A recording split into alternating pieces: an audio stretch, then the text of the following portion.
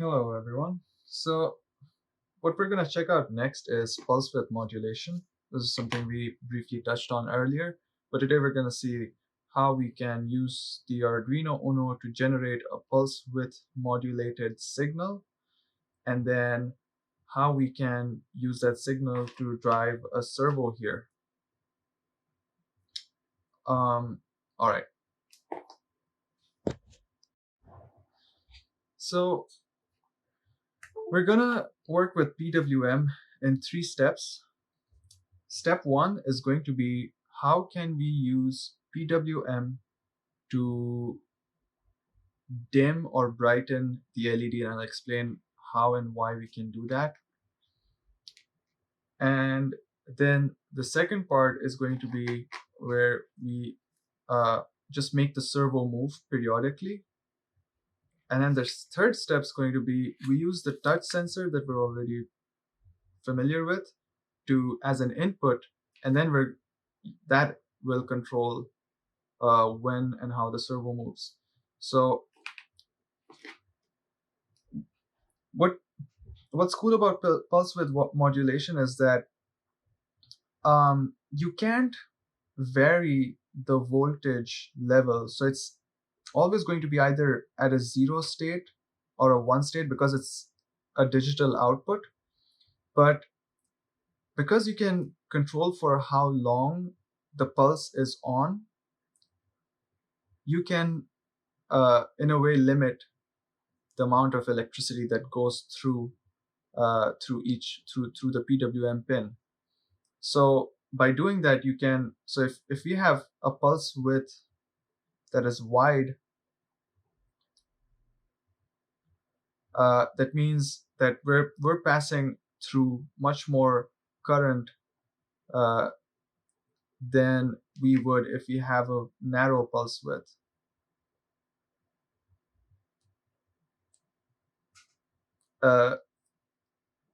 In the program, how we address or how we give a command for pulse width is through analog write.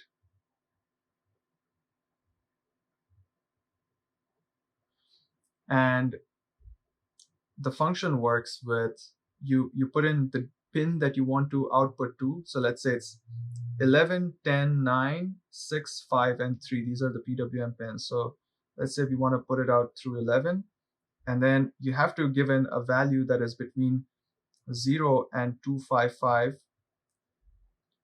It's like a between 0 and 100%, 0% to 100% of pulse.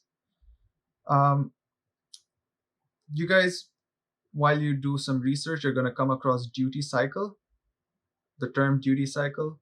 And duty cycle is basically if this is 100% of your on time, 100% of your time, your duty cycle is going to be the percentage of on time versus off time. So if I say 50% duty cycle, it would be that the pulse is on for 50% of the time and then off for 50% of the time. So that means that this length and this length is equal. So analog write to pin 11 and a pulse width of 20. Let's start with 20. Bracket close, semicolon, and let's hook this up and see if it does what it's supposed to do. So I'm putting an LED into pin 11. The positive side goes to pin 11 and the ground goes to ground right next to it. I'm going to plug in. Well, the program's already loaded, so let's try a different number. I'm going to try 1. In fact, I think that is 1. So let's put in 20. And I'm going to upload. So at 20, the LED got brighter. And if I try 200, it's going to be pretty close to the maximum value. So you can, in a normal digital pin, which does not have PWM, you cannot play with fading of lights. So in a pin that has PWM, you can control the amount of current or the amount of electricity that goes out to each pin, and so you can play with fade. We're going to use the same concept and try and make the servo work here. So I'm going to pull this out and hook this up. Now, one thing we're going to look into right now is power consumption. I mentioned earlier that the programmer here has limited current that can flow through the USB port into the microcontroller and out of its pins down to here to these ports that we're using. So this servo here consumes, I think, more than 500 milliamps. And so whenever I plug this in with the Arduino, the board doesn't work. So what I need to do here is I need to power the servo with an external power source like this one here. And I think this is also included in your kit. So I'm going to pull out a 5-volt and ground out of this board. I'm going to feed that to the servo, and then I'm going to feed the signal with the Arduino. So let's sketch that, what that's going to look like. So we have our Arduino board here, and we have, let's say, let's pick pin 11 again and put a wave right next to it, so it's PWM. So we have that pin coming out. Over here we're going to draw our servo. That's the horn, and the servo has a positive, a negative, and a signal coming out of it.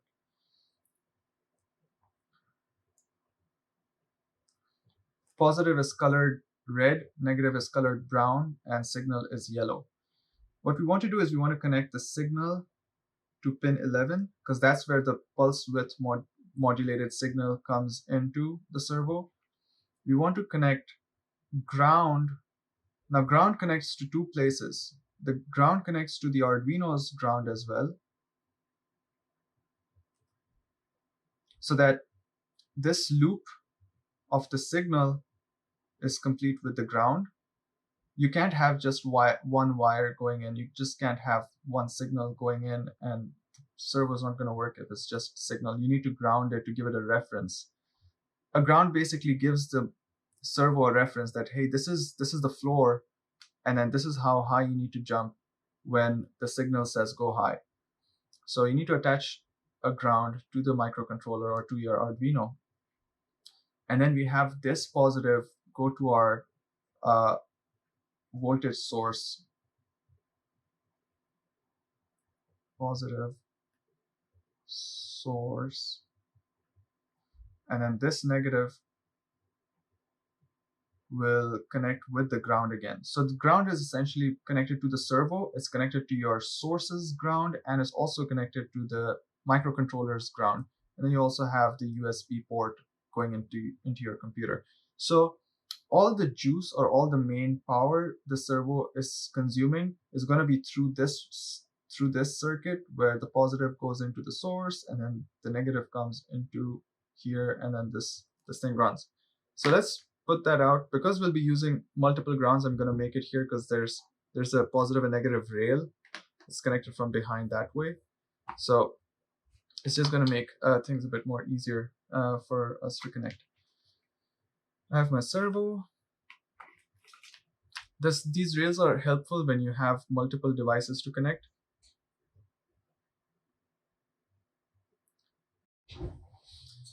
Okay, let's look at analog read. So analog read or analog in are these 6 pins over here from A0 all the way to A5. So what analog read does is that, so far we've looked at digital read, digital write, and analog write. Analog write is not actually analog write, it's just a digital way of representing analog. Just to give a mini explanation as to what analog is. Analog means this doesn't have two distinct states, unlike digital, where there's one state which is 0 and then there's the other state which is 1. Analog, this the state could be anywhere between 0 and 1, and it could make any kind of squiggly line or sharp line, or you can have any kind of pattern, and that's an analog signal. To compare it with pulse width modulation, or PWM, or analog write, the difference is that analog write still works in a digital way, but depending on for how long your signal is open, you can pretty much simulate, like you can find the average of this, and then this would be a low, clearly, and this would be a medium high. So highs and lows in analog become widths in digital.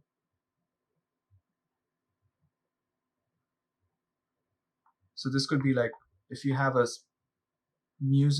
piece of music, you can convert it into different widths, and then you can send it out through PWM and make a musical tone. And then you could do the same with analog as well. They would sound a little different, but this is just to give you an idea of what analog and digital is. So in analog, we have all these different states.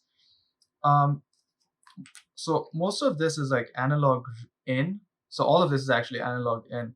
And analog in means that the sensor, or whatever it is that you're sensing, is the value is ranging between 0 and 1. So it's sending out a value of 0 to 1. And just like in a digital write, we looked at the maximum values, that is between 0 and 255. That's the analog write.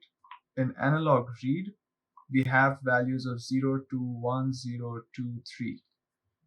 So a low would be 0, which is this, and then a high would be 1, 0, 2, 3. That is, I think, 8-bit, 12-bit.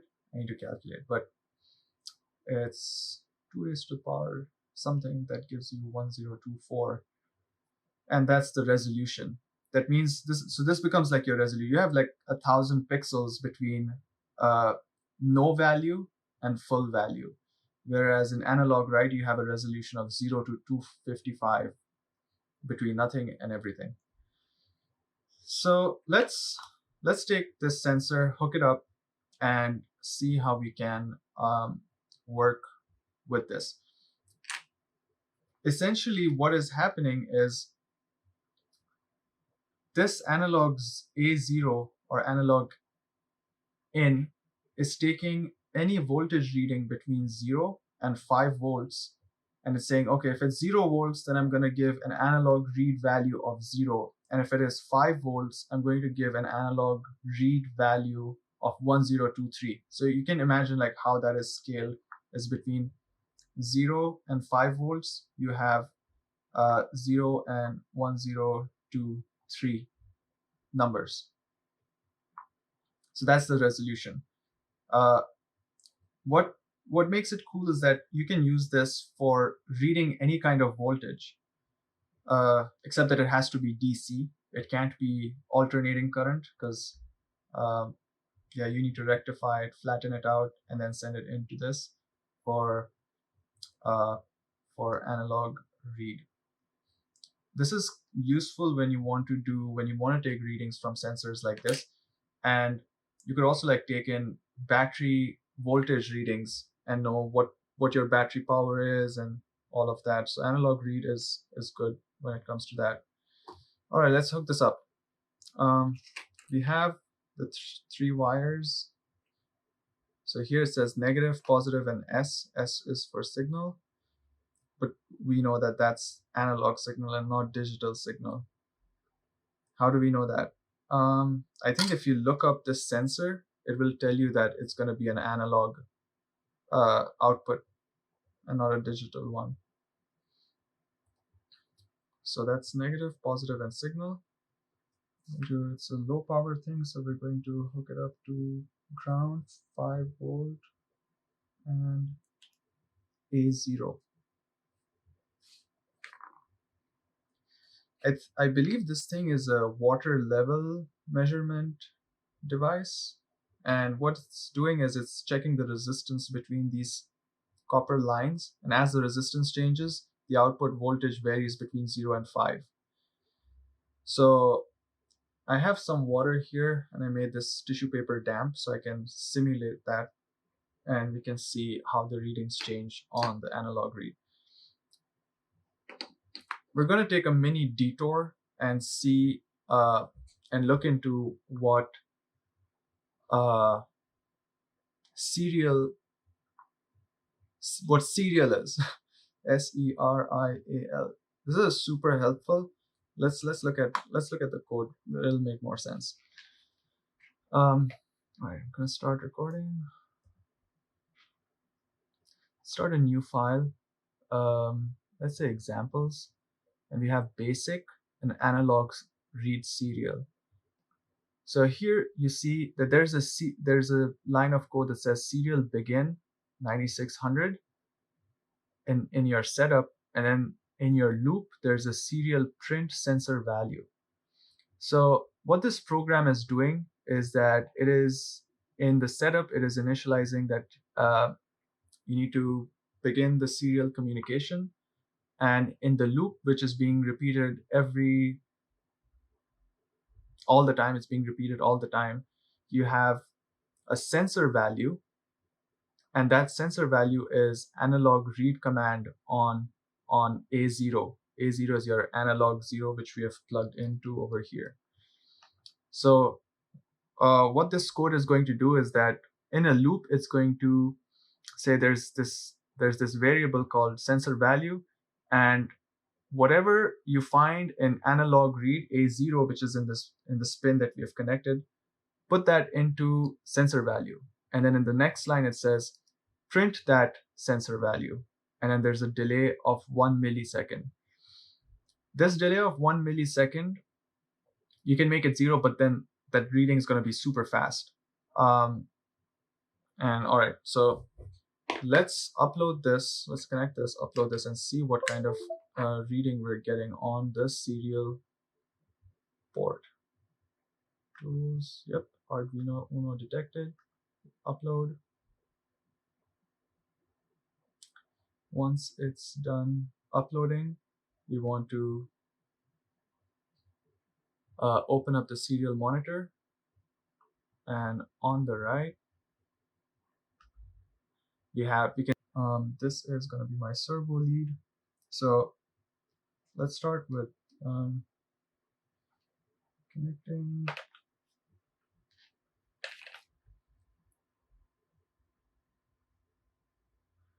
ground, 5 volts, positive, negative. So I'm going to have on this side my Arduino voltage, which is the 5 volts, and I can put all low power consuming things on this side of the board, and then here's where I'm going to connect the high power consuming things, and that's gonna be this. So positive is turned off. I'm going to turn this off. Positive goes there, negative goes there. So my servo,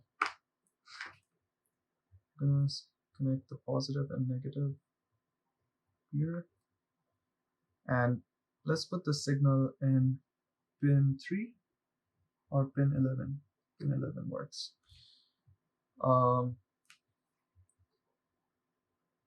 And then we attach our servo on the other side. We have ground, 5 volt, and signal. Ground, 5 volt, and signal. There we go.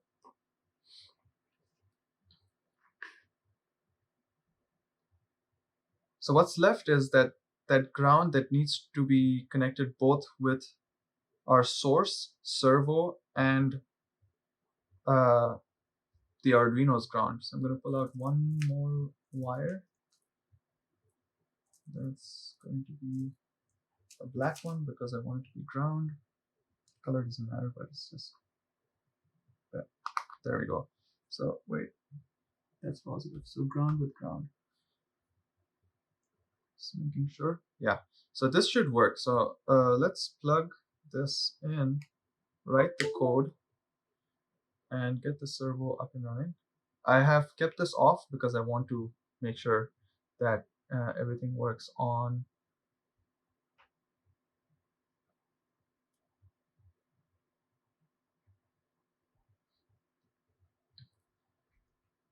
All right, we're back, and it's on pin 11. Let's put in pin 11, upload. So as soon as I turn this on, the servo should start moving between one extreme 0 and 180.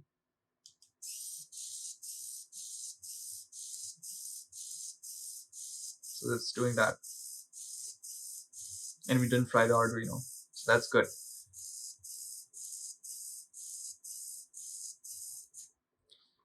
Now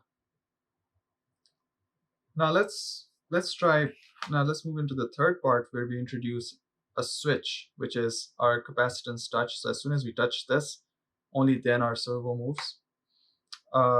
Same deal. It's a low power consuming device, so I will connect this to the Arduino's positive and negative rail, and that's going to be positive and negative here, and the signal goes into pin, could be any one, honestly, could be any digital input. Let's put it on 12. Okay, I need to do a bit of code. We're just merging our last code with this one. And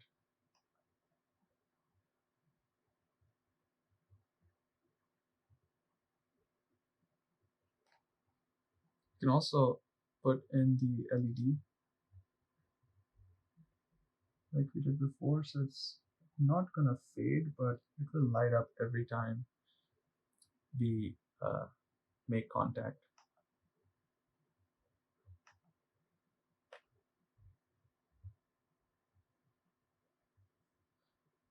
So let's turn this on and see if it works.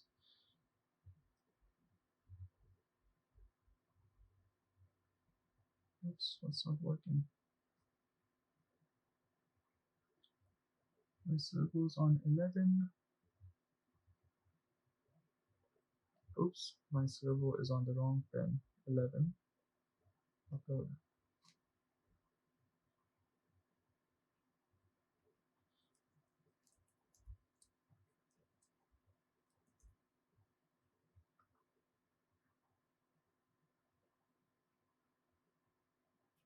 Okay.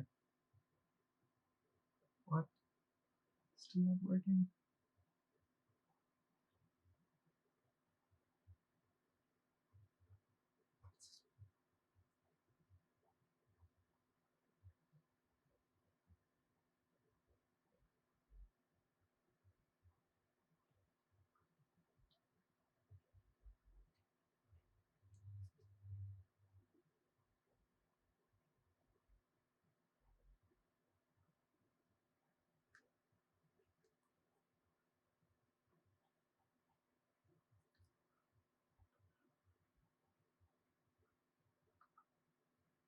Ah, yeah, mistake.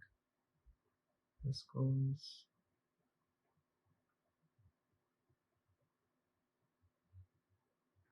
This has to be 11. Okay, should work now. Okay. So every time I make a contact now, this will.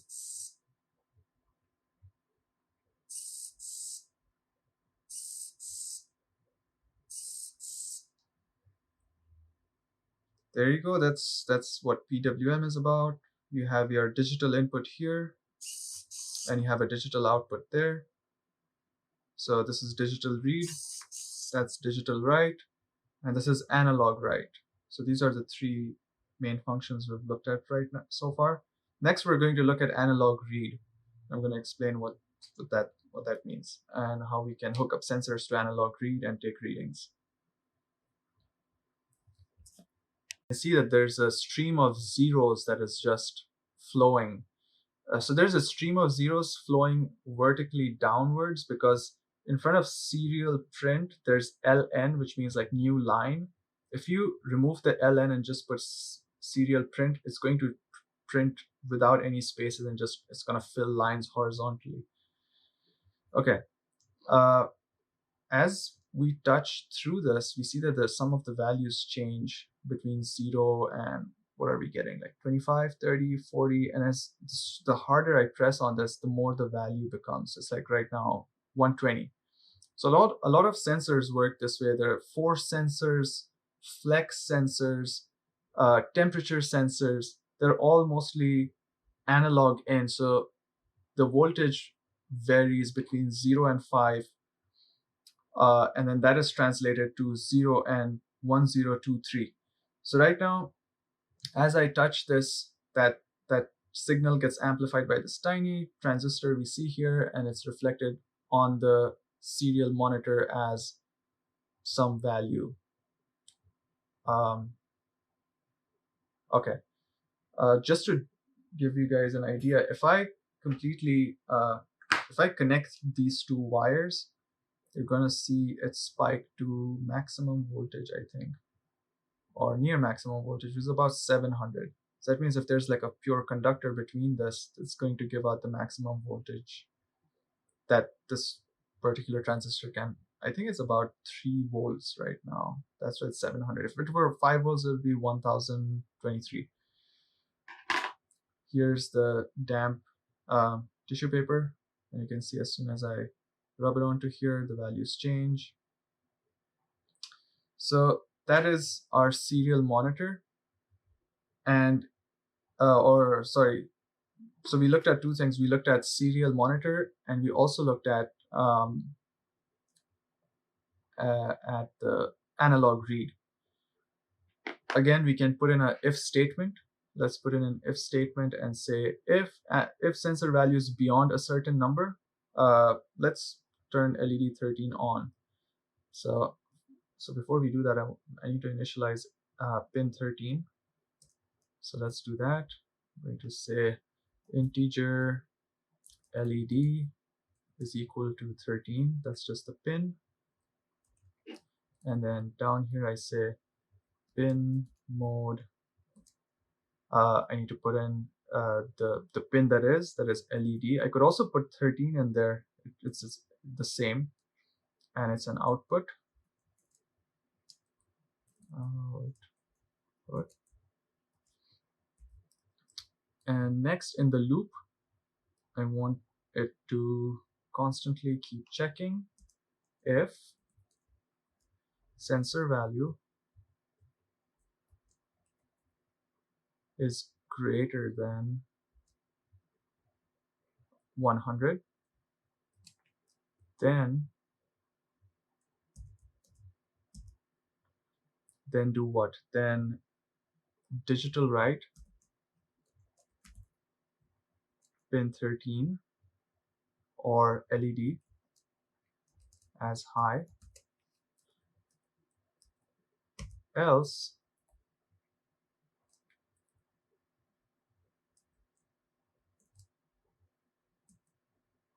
digital write LED as low.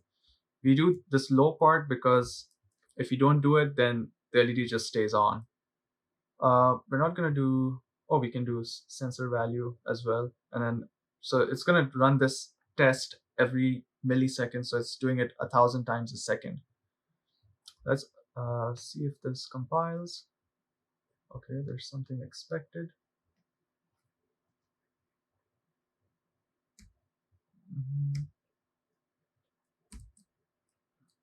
I don't think we need these brackets.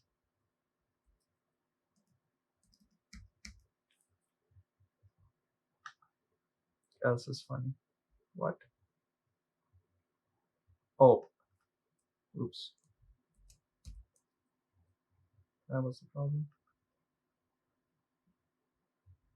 So you can, if you have one function in front of the if or else, you don't need to put a bracket. But if you have two or more, then you need to put these curly brackets. So let's say I have just digital write LED high. I could get rid of this bracket and have the function right in front of my for loop, and it's going to work.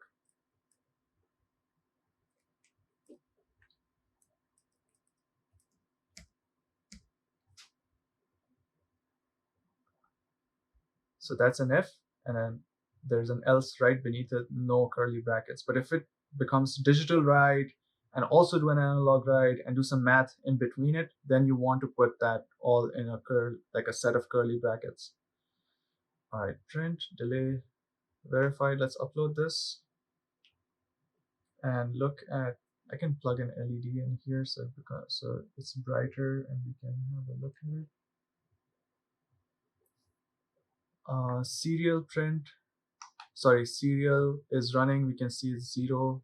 We can change as we touch it, the value changes. Let's see. Oh, so it went beyond 100 and the light turned on. There we go. So that's our analog read and serial print mini tutorial. That's all.